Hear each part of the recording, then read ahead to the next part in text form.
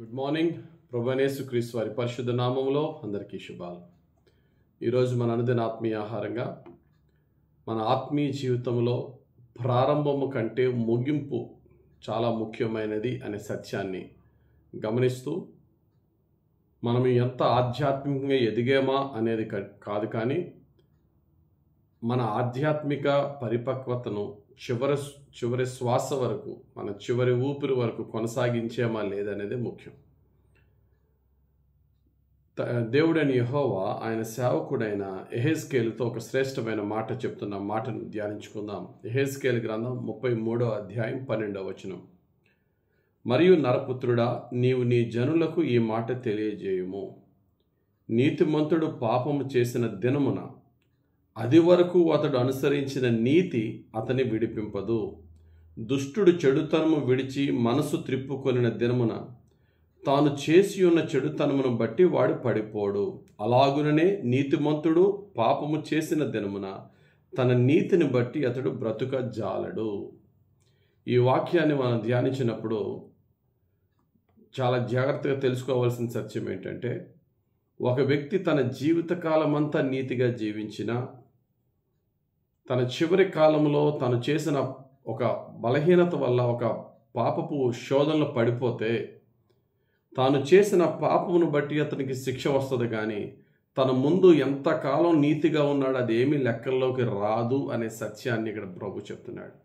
అదేంటండి, జీవితకాలం అంతా యథార్థంగా జీవించిన ఒక్క పాపం లాస్ట్లో చేసి ఆ పాపంతోనే నాశనం అయిపోతే అన్యాయం కదండి అని అనుకోవచ్చు.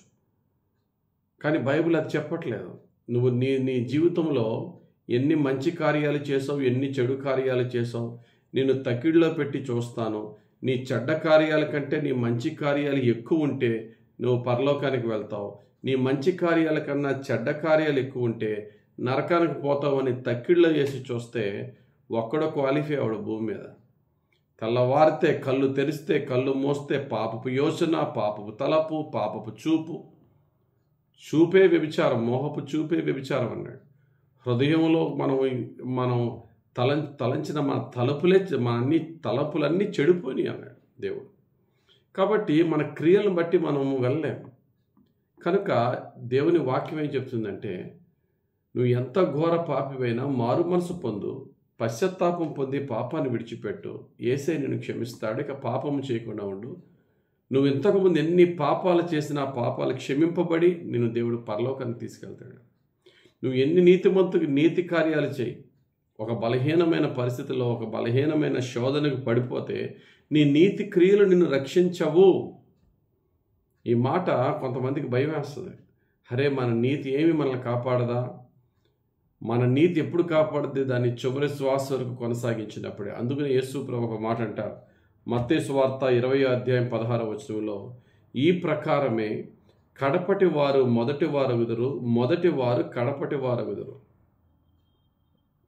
యేసు ప్రభు శిలువ మీద వేలాడుతున్నప్పుడు ఇద్దరు దొంగల్లో ఒక మంచి దొంగ, మంచి అని ఎందుకన్నాము అంటే వాడు దొంగే, వాడు కూని పాపి, రకరకాల నరహత్యలు చేసిన వాడే అవ్వచ్చు. కానీ ప్రభు వాక్యం అతని దగ్గరికి చేరిన తర్వాత ఏ విధమైనటువంటి వంకలు చెప్పకుండా నేను పాపినని ఒప్పుకొని ఆ యేసు ప్రభు దగ్గర తన యొక్క విశ్వాసాన్ని వ్యక్తపరిచి ప్రభుని తన స్వరక్షకుడిగా అంగీకరించినందుకు అతడు చేసిన పాపములన్నిటినీ ప్రభు క్షమించాడు. అతడు పరలోకానికి యేసు ప్రభుతో పాటు నేడే నువ్వు నాతో పరదైసులో ఉండు అని చెప్పిన వాగ్దానానికి అతడు హక్కుదారుడయ్యాడు. అబ్రహాము పొందిన ఆశీర్వచనాలు అతను కూడా పొందుకున్నాడు. యేసుక్రీస్తు ద్వారా అన్యజనులకు కూడా స్వాస్యంగా దేవుడు ఆ యొక్క ఆశీర్వచనాలన్నీ కూడా మన జీవితంలో ఫలింపజేస్తాడు యేసుక్రీస్తుని విశ్వాసం ఉంచినప్పుడు. అతడు ఎంత పాపి అయినా అతని ముగింపు ఎంత బాగుంది చూడండి. ఇస్కరియోతు యోధ యేసు ప్రభుతో కలిసి ఎన్ని ప్రసంగాలు విన్నాడు, ఎన్ని అద్భుతాలు చూశాడు, ఎంత చక్కగా ఎంత క్లోజ్ అసోసియేట్గా ఉన్నాడు యేసు ప్రభుకి. కానీ చివరికి 30 వెండి నాణాలకి ఆశపడి ఆ దురాశతో చివరికి నాశనం అయిపోయాడు. మనం ఎంతకాలము దేవునితో ఉన్నామా, ఎంతకాలము గొప్ప కార్యాలు చేసామో కాదు, ముగింపు వరకు మన విశ్వాసాన్ని కొనసాగించేమా లేదా? మన నీతి మనలను రక్షించదు, యేసయ్య కృప మాత్రమే మనల్ని రక్షిస్తుంది.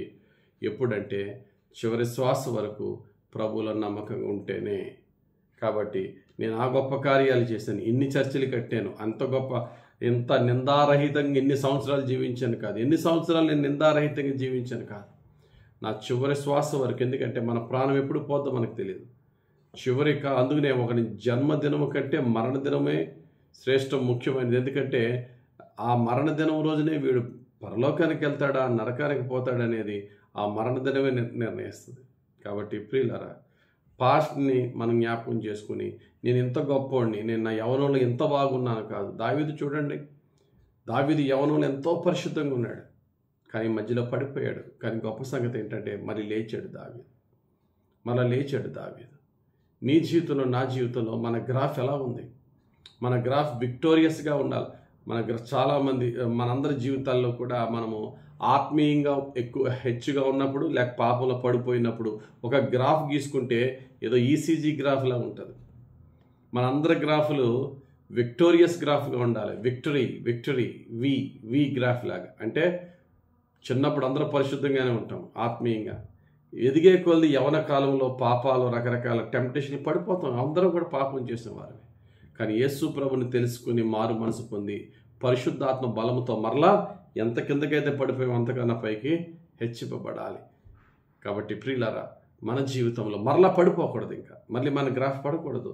దినదినమే హెచ్చిస్తూనే ఉండాలి.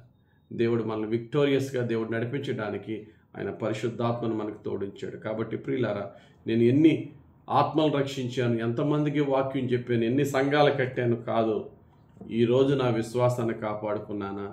చచ్చేంత వరకు ఆ విశ్వాసాన్ని కాపాడుకోవటానికి యేసు ప్రభు యొక్క పాదాలు పట్టి ప్రాధేయపడి ప్రార్థన చేస్తున్నానా?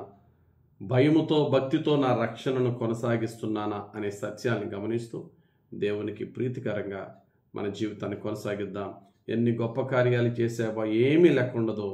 ఆ వచనం ఇందా మనం చదివిన యెహెజ్కేలు 33:12 లాస్ట్ వచనం, అలాగుననే నీతిమంతుడు పాపము చేసిన దినమున తన నీతిని బట్టి అతడు బ్రతుకజాలడు. తన పాత జీవితంలో ఎంత నీతుందో అంత ట్రాషే. మన యొక్క ముగింపు యేసయ్యలో పరిశుద్ధంగా యథార్థంగా ఉండులాగున. అంటే కొంతమంది అనుకోవచ్చు, ముందు ఎలా జీవించినా పర్లేదు, ముగింపులో పరిశుద్ధంగా మారిపోతే చాలా. అంటే ఎవడ ముగింపు ఎప్పుడు ఉంటుందో ఎవడికి తెలియదు. ఇంకా నాకు చాలా కాలం ఉందండి ఆయుష్ అనుకోదు. దేవుడు నరుని ఆయుష్ నీటి బుడగ వంటిదట, గడ్డి పువ్వు లాంటిదట. ఎప్పుడు పోతామో మనకు తెలియదు. కనుకనే భయముతో, భక్తితో మన రక్షణను కొనసాగిస్తూ ప్రతి దినము, ప్రతి రాత్రి యేసుక్రీస్తులో పరిశుద్ధంగా ఉందాం. మన యొక్క రక్షణను చివరి శ్వాస వరకు కొనసాగిద్దాం. అలా కొనసాగించడానికి పరిశుద్ధాత్ముడు మనందరికీ సహాయం చేయనుగాక. ఆమేన్. పరిశుద్ధుడా, ప్రేమ కలిగిన తండ్రి, ఈరోజు ఇచ్చిన వాక్య ప్రకారముగా నీతిమంతుడు తన నీతిని బట్టి పాపము చేసినప్పుడు ఆ నీతి తనను బ్రతికింపజాలదన్నాం. దుష్టుడు ఎంత దుర్మార్గుడైనను వాడు మారు మనసు పొంది నీతిగా మారితే వాడు చేసిన పాపాల బట్టి అతడికి తీర్పు రాదన్నాం.